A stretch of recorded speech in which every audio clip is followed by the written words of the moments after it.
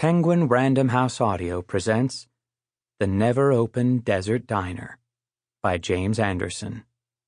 Read for you by Kirby Heyborne. Isn't this your life? That ancient kiss still burning out your eyes? Isn't this defeat so accurate, the church bell simply seems a pure announcement? Ring, and no one comes? Don't empty houses ring? Richard Hugo, Degrees of Grey in Phillipsburg. Chapter 1. A red sun was balanced on the horizon when I arrived at the well-known desert diner. Sunrise shadows were draped around its corners. A full white moon was still visible in the dawn sky. I parked my tractor-trailer rig along the outer perimeter of the gravel parking lot. The closed sign hung on the front door.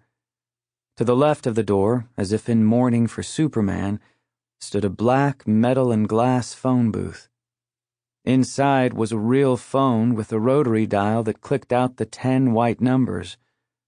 Unlike the phones in the movies, this one worked, if you had enough nickels. Curiosity usually wasn't a problem for me. I treated it like a sleeping junkyard dog. As a general rule, I didn't hop the fence. Jagged scars on my backside reminded me of the few times I had violated that rule. Just because you can't see the dog doesn't mean it isn't out there. Sure, I look through the fence once in a while.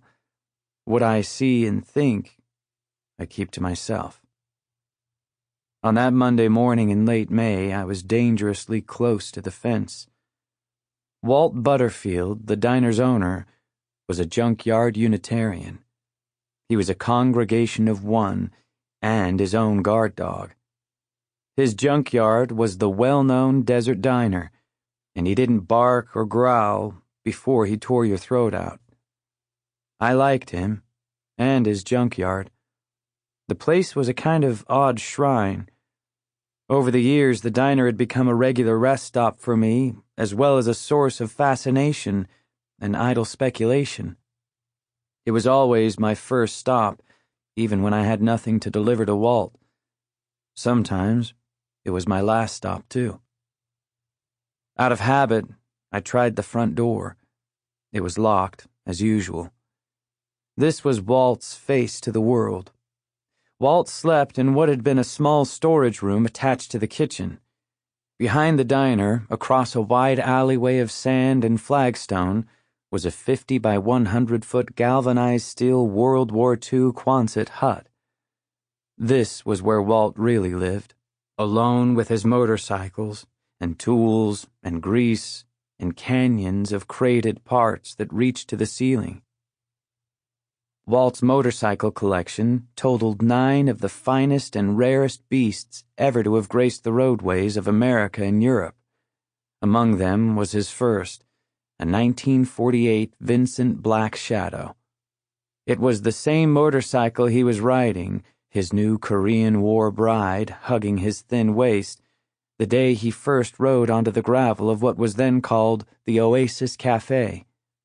He was 20 years old. She was 16 and spoke no English. They bought the place a year later, in 1953. Walt kept the diner, like everything else in his life, in pristine shape. I peered through the glass door at the lime-green vinyl seats of the 6 booths and 12 stools. The platoon of glass salt and pepper shakers stood at attention. The trim along the edge of the counter shined its perpetual chrome smile back at me. The brown and ivory linoleum tiles reflected their usual wax and polish. A 1948 Wurlitzer jukebox hunkered against the far wall.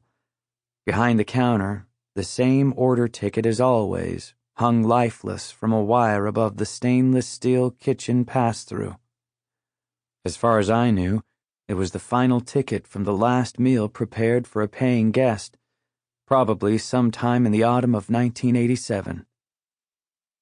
I returned to my truck and offloaded a heavy carton filled with the usual motorcycle parts and wheeled it to the door of the Quonset hut. On Wednesday of the previous week, Walt had received some unusual freight from New York. 6 boxes, all different sizes. They didn't have the sloppy heft of motorcycle parts, though that alone wasn't what got my attention. Each carton had a different return address in New York City, but all of them were from the same sender, someone named Chun Ja. No last name. They had arrived in pairs, all originating on the same day, each set of 2 sent through one of the big 3 corporate carriers, FedEx, UPS, and DHL. By special contract, I delivered for FedEx and UPS, but not DHL. I had set my 4 next to the 2 left by the DHL driver. They weren't gone until Friday morning. That meant they had been left out for 2 days and 2 nights, which wasn't just odd. It had never happened before in all my years of making deliveries to Walt. There was really only one possible explanation for why Walt failed to bring his freight inside. He had been out of town. Except to my knowledge, he had no family or friends, and absolutely nowhere else to go.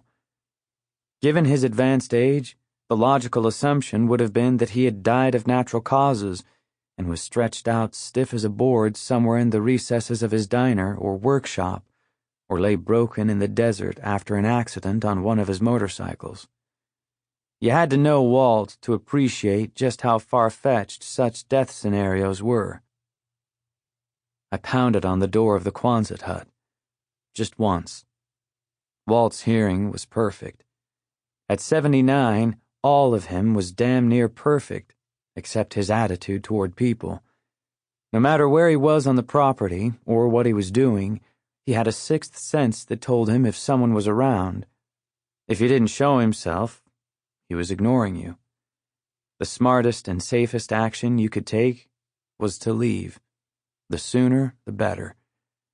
The only thing pounding and yelling did was piss him off. If there was one 79-year-old man on the planet you didn't want to piss off, it was Walt Butterfield. I was probably the only person to have seen the inside of Walt's Quonset workshop in at least 20 years.